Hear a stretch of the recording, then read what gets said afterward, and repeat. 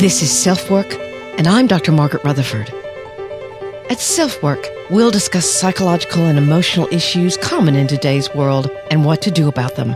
I'm Dr. Margaret, and SelfWork is a podcast dedicated to you taking just a few minutes today for your own self-work. Hello and welcome to SelfWork. I'm Dr. Margaret Rutherford. I'm a clinical psychologist out of Fayetteville, Arkansas, and I'm so glad you've joined me today. SelfWork is all about trying to reach people about the power of therapy or just hearing what a therapist might have to say. I've always wanted to reach out to those of you who already are very comfortable in the emotional or psychological world, to those of you who have just initially been diagnosed with depression or anxiety and want some answers, but also to a third group, those of you who think you would never darken the door of a therapist, but are just interested enough to listen in. So welcome to all of you. Today we're going to talk about several aspects of anxiety and how current fears may be shifting you and the ones you love into a more anxious place. I myself, who at times can convince myself that I'm not overly anxious, suddenly realized that I may not overtly be showing it. But last week I had a cold sore, and last night I had a strange, frightening dream. So yeah, I'm anxious along with everyone else. So I really hadn't, in the last 3 years since doing this podcast, I hadn't experienced what I did this past week. It seemed that a podcast topic was completely elusive to me. There was too much else on my mind. So after a huge struggle to know what to talk about, I wondered if many of you were having a similar struggle. How to focus on the tasks or experiences of the day and not allow anxiety to overwhelm you. The listener email this week is a tough one for me, but I decided to share it with you. I'd never want anyone to feel the way this listener did, and of course I can't control that, but her response seemed very genuine. So I'll read most of her email. It's pretty long, so I can't read all of it, and you can let me know if you had a similar reaction. As the slogan goes, we're in this together, and I'd sure like it to stay that way. So we'll go over her email and my response. But for now, let's talk about today's anxieties and fears and at least one major way to cope.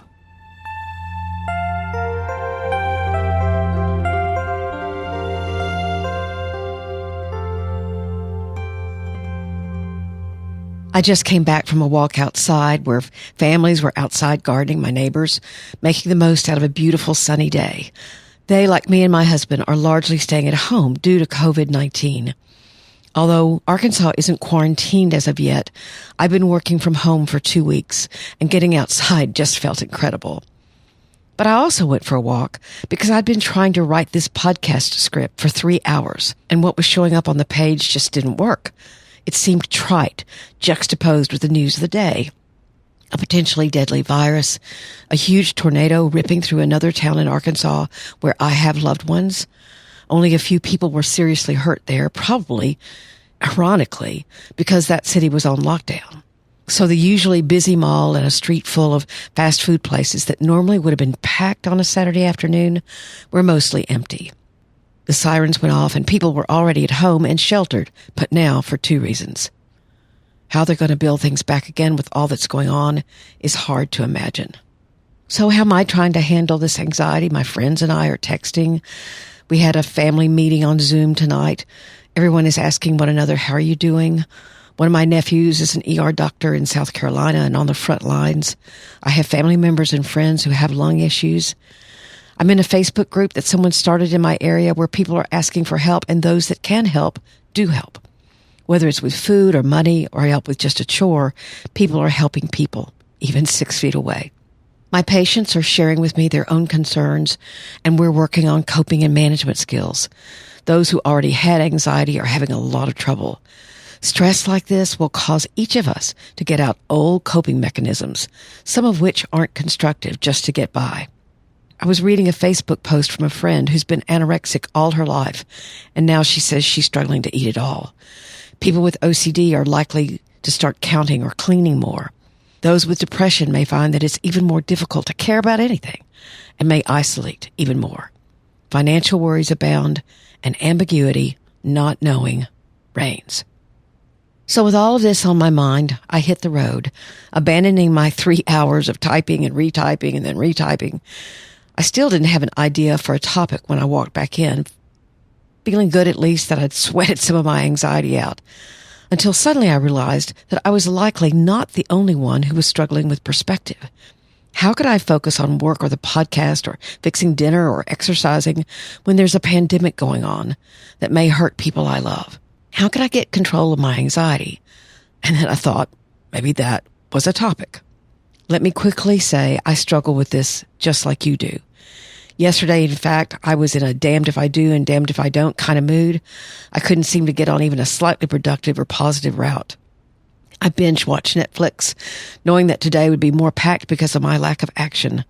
But I couldn't find what I needed. I couldn't find my focus and not allow the news of the virus and all that goes with it to dominate my mind and heart. I just couldn't calm down. And maybe you're struggling as well. If you've been listening to SelfWork for a while, you know that I talk a lot about focusing on what you have control over. But many people don't believe that they can control what they're thinking or what they notice. You can take steps to learn, but it's not easy. You want to do something to protect yourself and those you love. So we're being reminded to wash our hands a lot, to wipe surfaces down, to help our children through their coursework, to be thoughtful of neighbors, to self-quarantine if we're sick, to keep on doing the things that have to get done. But how do you not allow the pandemic to crowd out the positive things that you're experiencing? Or are you even noticing the positives? Maybe your anxiety is so high that you discount the box of Girl Scout cookies that a neighbor's young toddler left on your doorstep with a cheerful note from the mom. Maybe you're so focused on the news that you didn't notice a gorgeous sunrise this morning that filled the sky with bright pinks and blues and yellows. Maybe you feel so overwhelmed by all the changes and transitions you and your family have had to make that you're not hearing your child's happy squeals as you play one more round of kickball. Maybe you've lost your job, at least for now, and you're allowing the understandable uncertainty to sabotage any chance of laughter. Again, all of this is understandable. But as I discovered last weekend when I was watching one more episode of The Crown and not getting anything done, allowing your mind to run free rein over the questions of what could happen, what might happen, can be paralyzing. Nothing is enjoyed. Nothing is relieving. Anxiety can crowd into every space in your mind and force out any sense of being in this moment and not the next. Perhaps one of the gifts of all of this is that we as a culture might become more understanding of people who live with fear and anxiety all the time, because this is the world they live in. I've worked with people who have generalized anxiety disorder, and they have daily visions, not hallucinations, that's something different. These are things they sort of see in their fantasy, not that they're actually seeing them. But they have daily visions of plane crashes or tornadoes or of sudden death, and they constantly stay hypervigilant. Almost everything induces fear. Change induces fear. Travel induces fear. Then there's a group of people with PTSD, post-traumatic stress disorder, who experience something very much out of what could be termed ordinary life. We think of soldiers dealing with the ugliness and inhumanity of war, but they're also victims of rape or sexual abuse.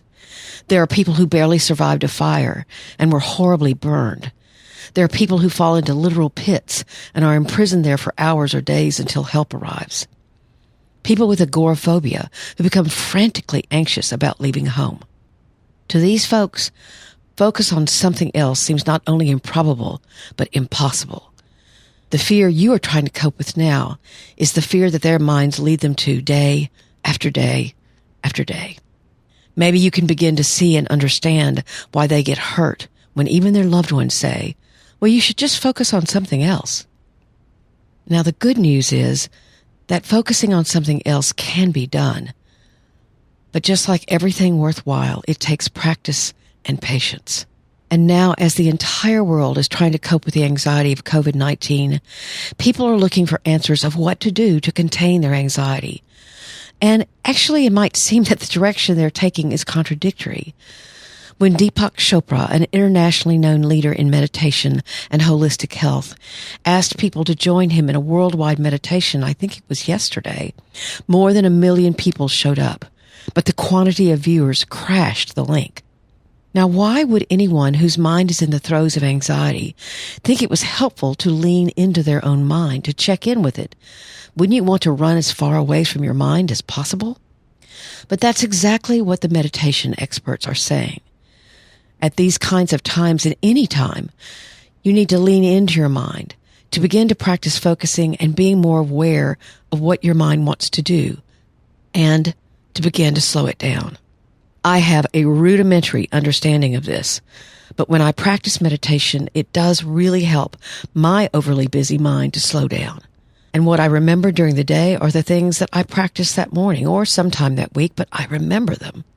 I needed to remember that this weekend, that instead of engulfing myself in the crown, I could have taken 5 minutes just to become quiet and breathe. So let's talk about meditation a little more in detail. In the show notes, you're going to find a link to an article in HuffPost, and I brought forward, or at least I'm going to try to bring forward, the graphic that was accompanying the post.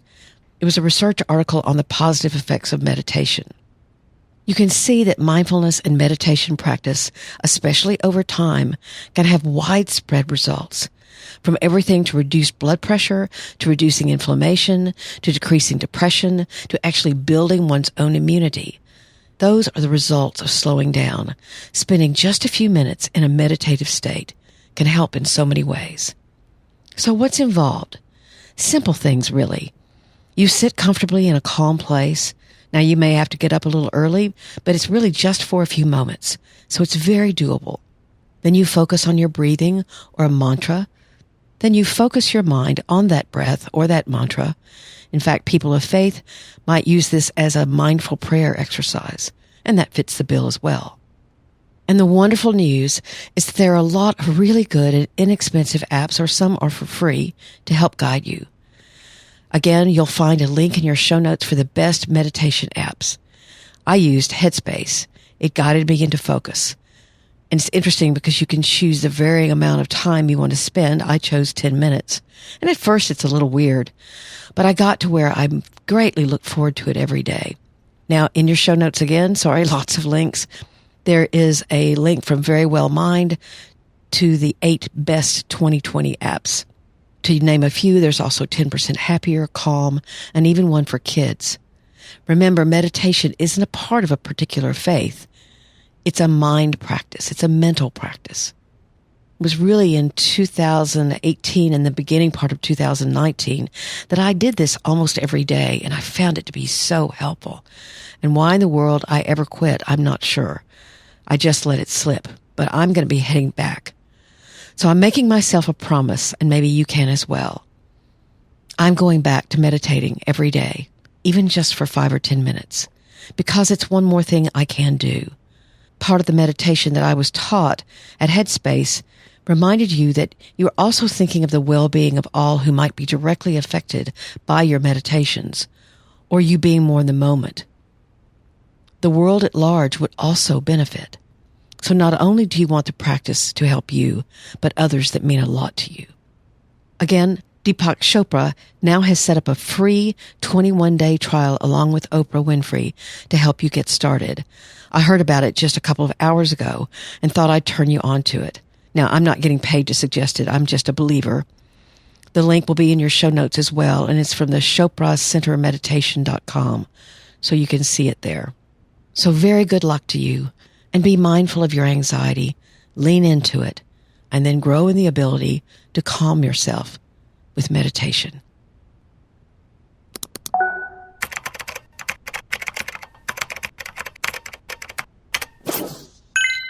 The listener email for this week is a hard one for me for several reasons, but I received this email last week. She describes me and SelfWork in a way that I'm not particularly comfortable with, but I, of course, wondered if any of you felt the same as she did, and if so, I needed and wanted to address it. It's quite long, so I'll summarize the first part of it for you. She talks about how she's been listening to me for almost 2 years and how SelfWork has been very helpful to her and how she enjoys my transparency and some other things. But she'd heard the episode, which I don't remember if it was last time or time before last, when I had to state, because I was concerned that I wasn't getting to emails quickly enough, that I chose to say that I was going to have to limit the number of emails that I actually responded to, because of time mostly. and the fact that I'm really hearing from so many more of you. So I would try to pick questions or comments that were very similar to someone else's. So I might not respond to your email, but I would respond to those that seemed grouped together. But then she said something else. And now I'm quoting. I don't know how you'll take this, as I've heard you read emails and such from listeners who are trying to be your critics. I know you're your own critic, and your publicists and marketers are trying to lead you to success. I understand your goal, or at least I think I do. Or maybe I see something you don't. Who really knows? I don't know you really. I don't know if your objective is the same or changed slightly due to your overwhelming success. Either way, I just want to say something. You can read this on your podcast if you choose. I trust you still. All I have to say is heavily laden upon my soul to let you know I am sad. In the midst of this pandemic and uncertainty, I'm out of work like so many others. Today I listened to your latest podcast release. My heart sank as I walked back with my dog. I felt empty for the first time. The tone you had was that of a star, a newly charged up person, unreachable, and my heart and mind became limp and sad. I am sad because there is something lost in your voice. Today your podcast was not really you. I know this because I've been your fan for nearly 2 years now. You say you can't reply and only 6 per month, directing your audience to send in their emails and speak pipes early in the month. You are too busy. Let me ask you, has your business become so large that you now have other people sifting through your pipe things and emails, voicemails, picking only the ones that will give you great ratings? Is this what this podcast has become? Where are you, Margaret? I don't know you, but I do. And then I skip a little bit. Again, please don't be offended. This is not the tone I'm trying to create. What I'm trying to do is gently stir up those feelings that made you start this thing in the first place. And then she tells me that she's unclear whether she wants to listen to any more podcasts. And then she wishes me the best. So I thought about this, and it was difficult feedback to hear. For one thing, there are many, many more podcasts that are much more successful than my own. But I am pleased with the fact that there are more people listening to SelfWork, and I do get to hear from people who it's helping. And that is why I've started. But I did realize that there may have been something in my voice that day. It was a long podcast, as I recall, and I was trying to speed it up a little bit, maybe talking a little faster than I normally do with my southern twang. But this was my answer to her. I appreciate you taking the time to email me when your life is what sounds like more than complicated. So many have lost jobs, and I'm sorry you're one of them. I'm honored to hear that SelfWork helped you in any way. That's why I began all this, to try and reach people who might not have the funds or the opportunity to know much about what therapy has to offer and/or ideas that might be helpful. It's not therapy, of course, but my goal has always been to open a discussion and be available. What you may have heard in my voice was regret. Regret that I can't keep up with all the things I want to. Regret that my age is beginning to require me to spend a bit more time making sure I do the things that I need to do for my health and the health of my relationships. However, I can look at myself clearly and know that I'm not motivated by some of the things you mention. And I don't have anyone working with me except my engineer on the podcast. So whatever responses there are mine and will always be mine. I hope this is reassuring to you and to others as I plan to read your email. As far as success goes, I've lived long enough to have a very different definition of success than so much of our culture. When I was younger, it was different. But my experiences in life, including coming onto social media 8 years ago and writing a book, has really changed all that. And I'm glad it has. I'll hope you remain a listener, but if not, I wish you more than well. You've made so many positive changes. Take very good care. So I obviously don't know if the rest of you heard that and were alarmed that something significant was changing. The only thing significant that was changing, and what I was trying to explain, was the fact that I'm having to spend a little more time on self-care. I turned 65 this year, and I'm finding out that I need a little more attention, and I can't sit in a chair for hours on end. I have to get up and move. But I certainly didn't want to give the impression that anything was changing drastically here at SelfWork. And certainly, Although I'm delighted that more and more people have tuned in, I'm still extremely grateful and appreciative for those of you that are here. Feel free to write me at askdrmargaret at drmargaretrutherford.com if indeed you also have concerns that I can possibly answer. So I hope that that's helpful.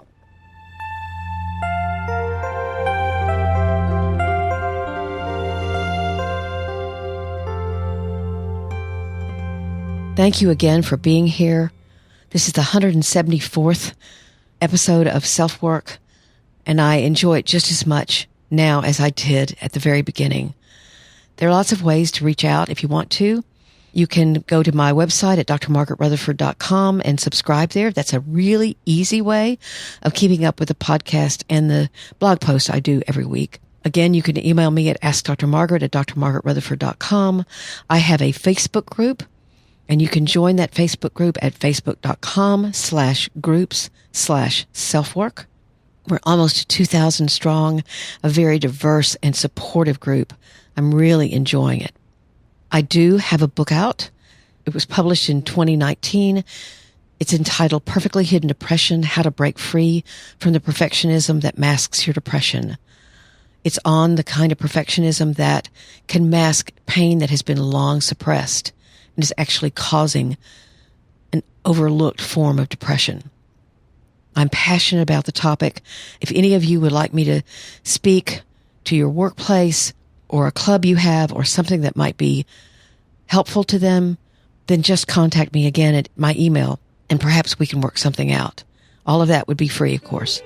So please take care in this very anxious of times, and I will as well. And as I said in the episode, and as many are saying, we are truly all in this together. Thank you so much. Again, take care. I'm Dr. Margaret, and this has been SelfWork.